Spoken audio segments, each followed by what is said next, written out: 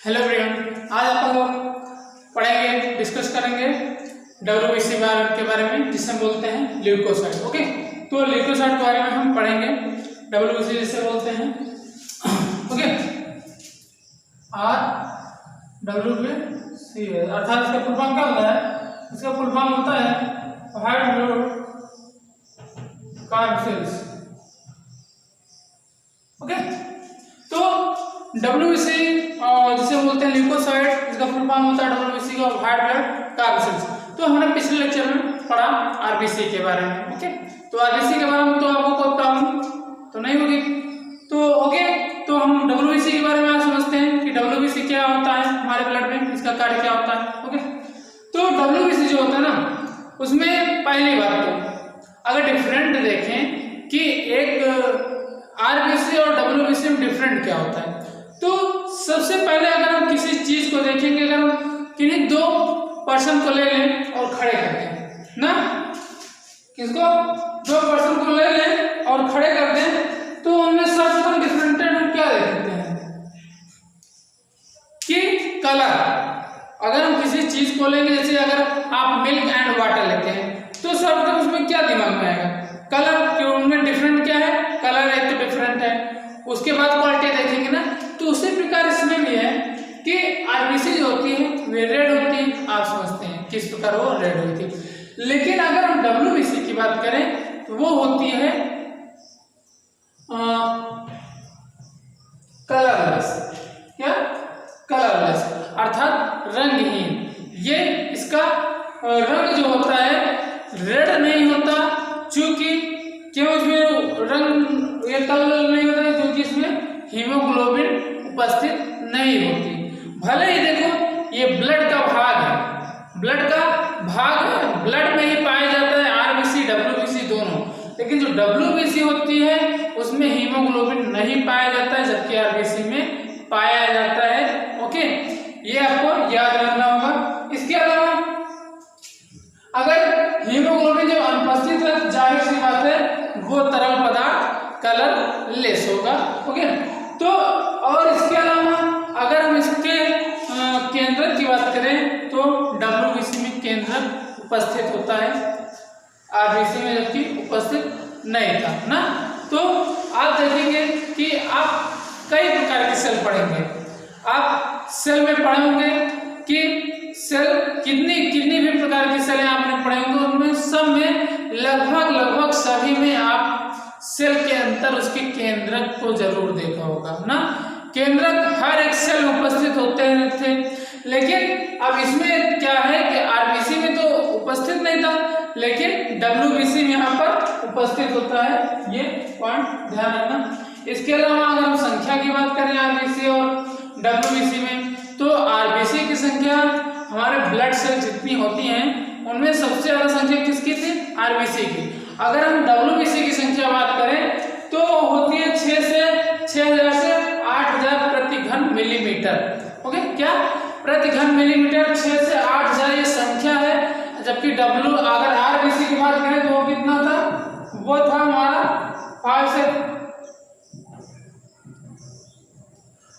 5.5 million था, जबकि इसकी संख्या कितना है?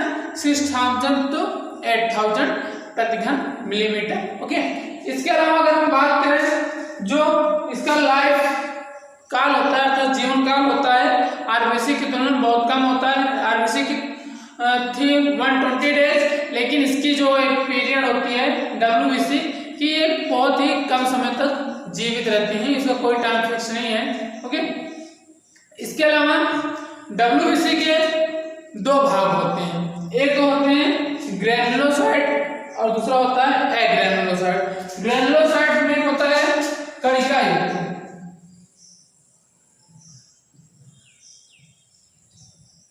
कणिका युक्त, और इसका मतलब होता है अकणिका युक्त। ओके, तो कणिका युक्त में मुख्यतः 3 प्रकार के पदार्थ देखेंगे, जो क्या होंगे? न्यूट्रोफिल्स, इओसिनोफिल्स, इसके अलावा आता है third is last basophils. Okay, इसके अलावा अगर हम बात करें एग्रैनुलोसाइट, जो कि अकणिका युक्त होती है, WBC का भाग ये भी होता है। इसमें मुख्यतः 2 प्रकार के आपको देखने को मिलेंगे, एक तो लिम्फोसाइट सेल होती है, एक तो मोनोसाइट सेल होते हैं। ओके, तो ये इनके भाग होते हैं। अब इनका क्या कार्य होता है अपनी बॉडी में, एक अलग अपना एक रोल होता है, उसको हम समझते हैं। सर्वप्रथम तो हम देखते हैं कि जो बॉडी में ब्लड होती है ना, उसमें अगर WBC के जो पार्ट हैं, इसमें अगर सबसे ज्यादा संख्या होती है तो वो होती है हमारे न्यूट्रोफिल की। ये 60 to 65% हमारे ब्लड में पाए जाते हैं, और सबसे कम मात्रा में उपस्थित होते हैं बेसोफिल, जो कि 0.5 से 1% तक पाई जाती है। उसके पश्चात पाए जाएंगे आपके लिम्फोसाइट, जो होंगी लगभग 20 से 25%, और मोनोसाइट 6 to 8%, और उसके पश्चात इयोसिनोफिल जो होती है 2 से 3% होती है। इसके अलावा हम बात करें न्यूट्रोफिल्स जो होती हैं, न्यूट्रोफिल्स और बेसोफिल्स का कार्य क्या होती हैं।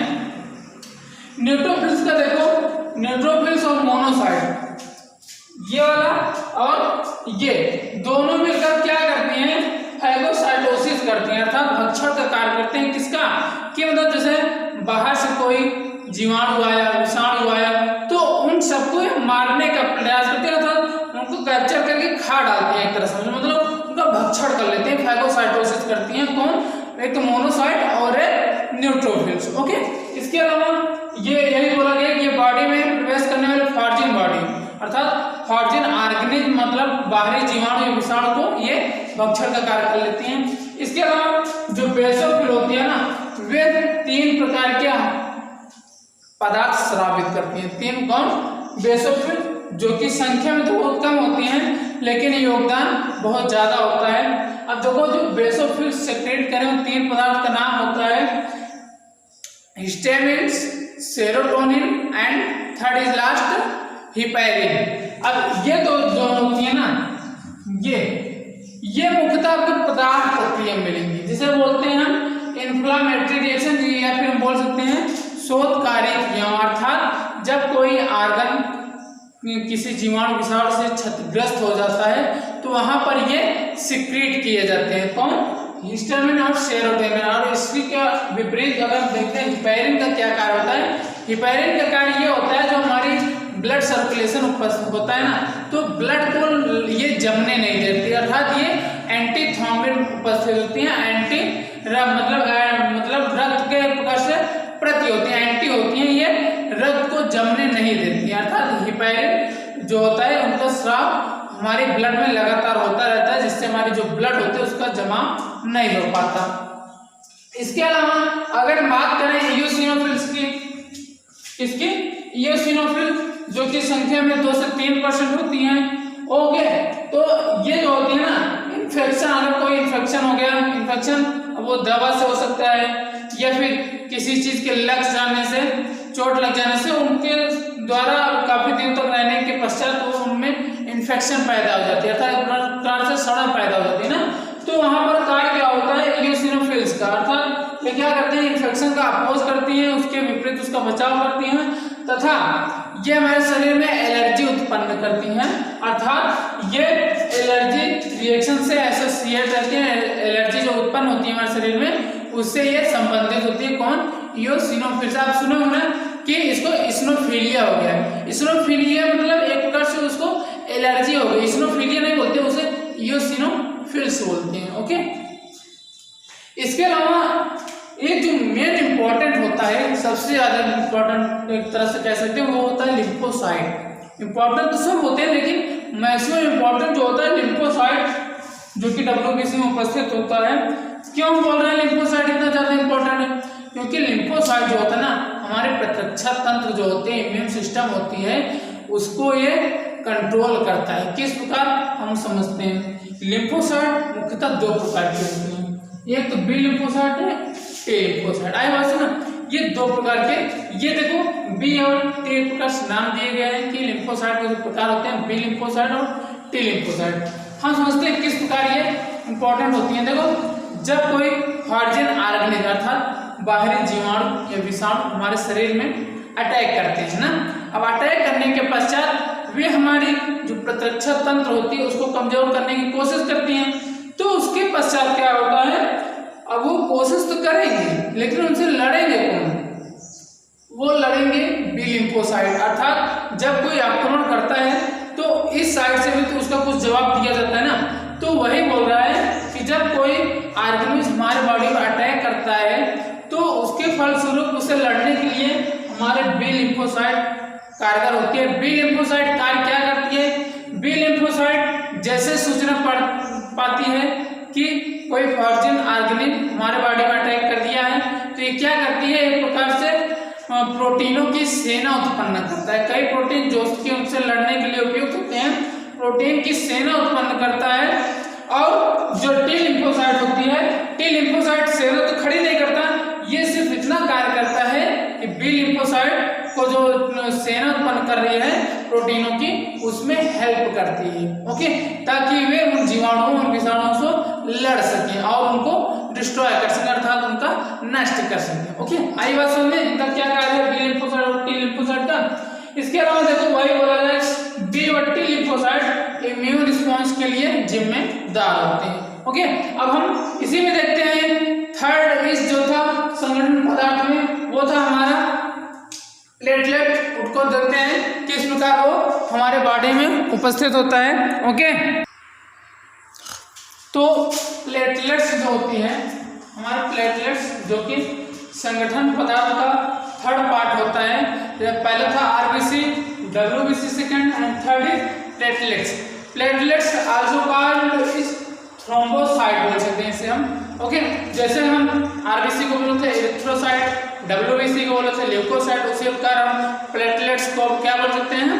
थ्रोम्बोसाइट। ओके, ये जो होती है ना, ये मुख्यतः हमारी प्लेटलेट सेल फिलामेंट हैं जो मेगाकैरियोसाइट से उत्पन्न होती हैं। ओके, ये मेगाकैरियोसाइट जो होती है ना, हमारे अस्थिमज्जा में एक विशेष प्रकार की कोशिका होती है जिसके टुकड़ों से क्या बनता है? ये प्लेटलेट्स, अर्थात मेगाकैरियोसाइट की जो अस्थिमज्जा विशेष कोशिका होती है मेगाकैरियोसाइट, इसके टुकड़ों के पश्चात ये प्लेटलेट्स का निर्माण होती है। ओके, इसके अलावा अगर हम बात करें ब्लड में प्लेटलेट्स की संख्या कितनी होती है? वे 1.5 लाख से 3.5 लाख प्रति घन मिलीमीटर होती है।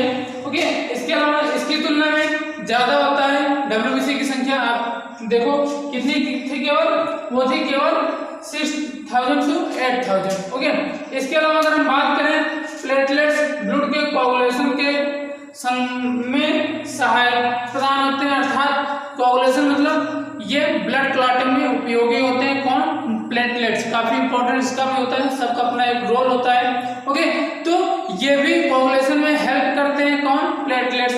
इसके अलावा इनका कार्य क्या है? इसके अलावा कार्य यह है कि यदि इनकी संख्या कम हो जाए ना, हमारे ब्लड में प्लेटलेट्स की जो संख्या होती है वे अपनी संख्या से कम हो जाए, तो ये क्लॉटिंग डिसऑर्डर उत्पन्न होने लगता है हमारी ब्लड में। अर्थात जब उसमें ब्लड क्लॉट करने वाला मैटर कम हो जाएगा या फिर अनुपस्थित हो जाएगा, तो उसकी अनुपस्थिति में जाहिर सी बात है कि डिसऑर्डर उत्पन्न हो जाएंगे। अब जब प्लेटलेट्स की संख्या कम हो गई तो उस दौरान जब आपको कहीं कट जाता है या फिर जब कहीं ब्लड क्लॉटिंग की आवश्यकता पड़ती है, तो उस दौरान ब्लड का ज़्यादा नुकसान हो जाता है, अर्थात ब्लड की ब्लीडिंग हो जाती है काफ़ी ज़्यादा। अब ये जब अनुपस्थित रहता है तो उस स्थिति में बॉडी से जो ब्लड का नुकसान होता है काफ़ी ज़्यादा हो जाता है। ओके, तो ये हो गए हमारे 5 एलिमेंट। इसके अलावा हम नेक्स्ट लेक्चर में स्टार्ट करेंगे मुख्यतः ब्लड ग्रुप के बारे में, एबीओ जिसे नाम से जाना जाता है। ओके, तो यहाँ तक आप अच्छे से इन तीनों के बारे में अच्छे से रीडिंग करिए, बाकी नेक्स्ट लेक्चर मिलते हैं। Okay, thank you.